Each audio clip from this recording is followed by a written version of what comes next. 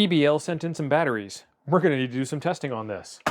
Put the EBL batteries over there. We're going to need a computer. We're going to need a radio, the FT-818, since it runs off of AA's. In order to do that, we're going to need the AA tray. And we're going to need some power testing tools. So I've got my volt amp meter reading dingus, and I have a regular DVM in here, the Kaiweets KM601 you guys have all seen on the channel before. Let's get to designing. Okay, so this is where it gets kind of interesting. We need to figure out how this battery pack is laid out. Here is our battery pack, and they are going to go in negative, positive, negative, positive, negative, positive, negative, positive. So how are they wired across after all of that? So we get our beeper ready. All right, let's turn it over. Maybe this might make a little bit more sense. Negative goes through this battery to here, and then it goes through this battery to here. So these two should not be connected, and they are not, and these two should be connected. So negative, positive, negative, positive, negative, positive. Great. This should jump over positive, negative, and then it would go negative, positive, to negative to positive. So this would be connected in one long tube with those batteries. So these two here should jump over, and they do. And then this should go back up here through the battery to the end. And so it is just a straight line of batteries, and then they're squished into an arrangement in the tray. Okay, let's take a look at the batteries. They come sealed. I've got to break the seal.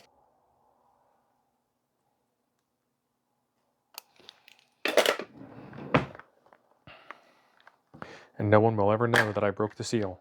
Okay, so what do we have? We have 8 batteries. They smell kind of funny. They're really lightweight. They almost weigh nothing. 1, 2, 3, 4, 5, 6, 7, 8. And the way they were lined up was like that, and like that, and like that, and like that, and like that, and like that. And if we spread it out, it would be that, they rolled, that, that,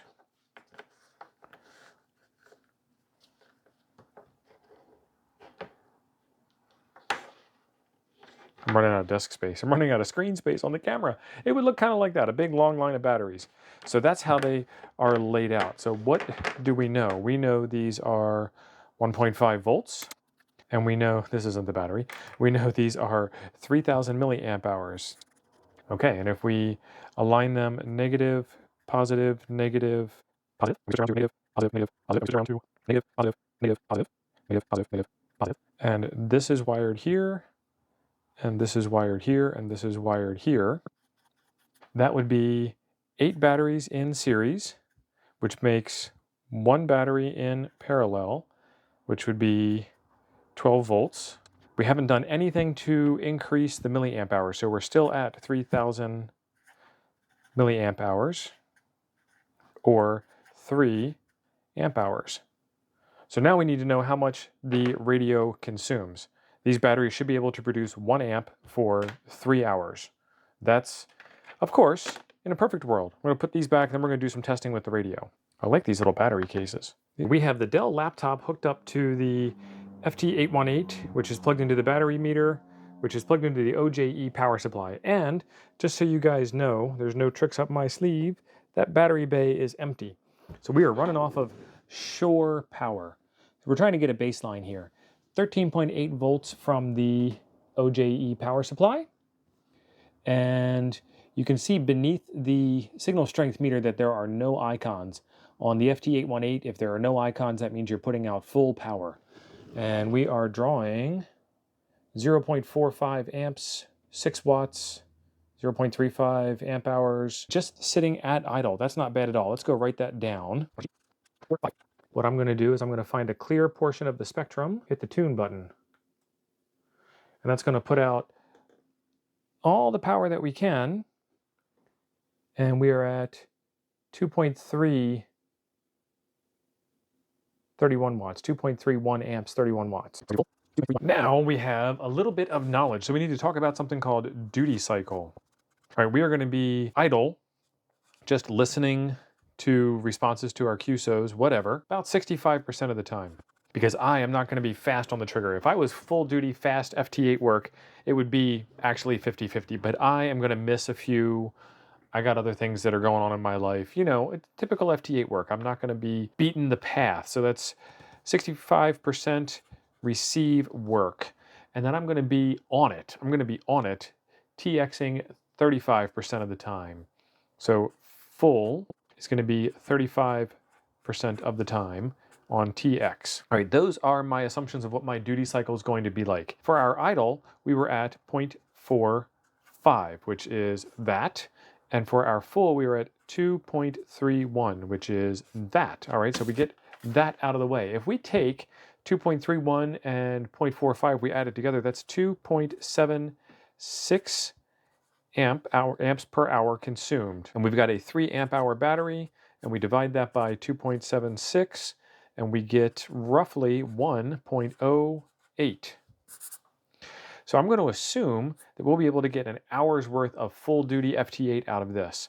How can we take that 1 hour of full duty FT8 work and translate that into voice work? I would say you could probably double it and be safe. So 2 hours of SSB. I might even push it a little hard and say that I'm probably not even that good to be that hard on it. So maybe 2.5. What do you think? What would you be able to do with 3 amp hours of power, knowing that full TX at full power is going to be 2.3 and idle receive is going to be 0.45. Other thing that we have to think about is this radio does not operate at its full 6 watts on internal battery.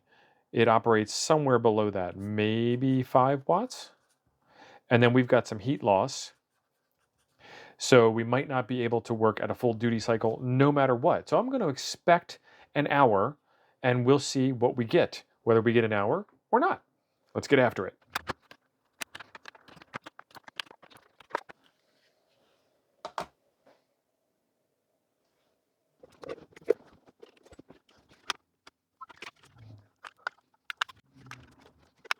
There's a slight problem. They don't actually fit in the radio, so I brought some regular batteries over to give us a little comparison. And it doesn't seem to make much difference. These batteries don't fit in there either. And these batteries here are actually a bit of a tighter fit. So that's interesting. The tray fits in there. Let's see if we can put them in now. Okay, so they fit in there once you get the tray in first. Wow. Okay, let's see what kind of power we're looking at. So we're at 12.3. And let's see what putting a signal out looks like. 11.2, 8.4, 8.2, and we're switched into a lower power mode as a result. So this might last a little bit longer in the first place. Let's do function. Okay, so we are at power. We have L plus 2 bars blinking, L plus 2 bars blinking, L plus 2 bars, L plus 1 bar. So we are going to be somewhere around 2.5 watts, which is going to change all of our calculations. This ought to be fun.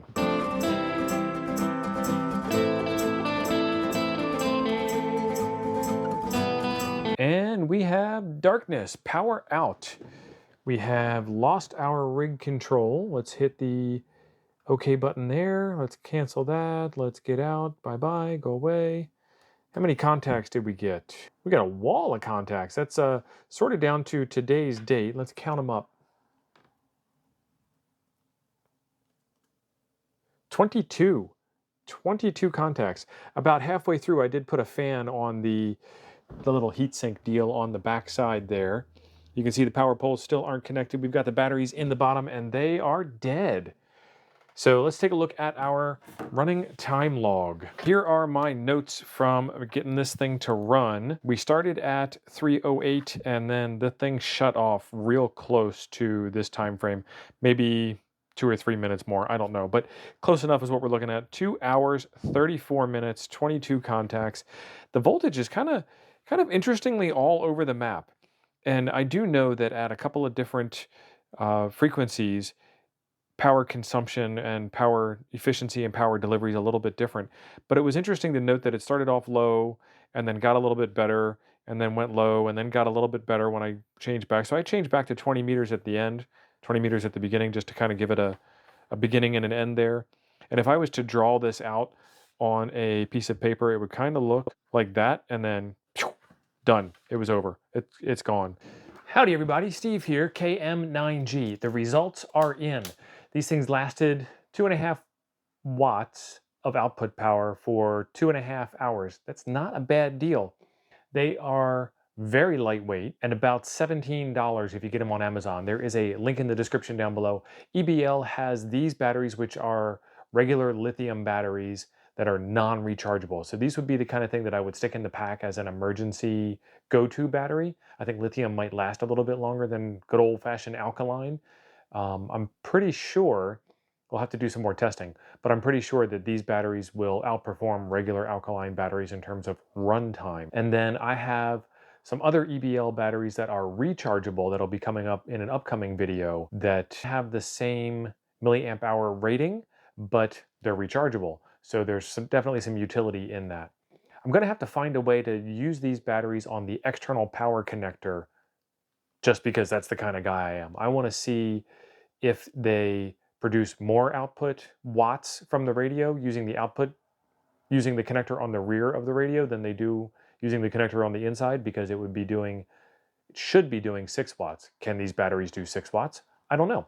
Stay tuned for more. We'll find out in a future episode coming up. We just got to figure out how to adapt all the things to do all the things. Oh yeah, that whole math thing that we did earlier. The calculations are sound, however, the data that we started with is not the data that we ran with. I totally forgot that this thing has a power output restriction when using the internal battery connector. So I also don't have a way to measure what that power consumption is from the internal connector, but you can use this math to do some extrapolation. And I thought we were going to get a little over an hour at 6 watts. So 2.5 hours at 2.5 watts. I can see that. Either way, there is a video right over here I think you'll enjoy next. Thanks for being awesome. I'll see you over there.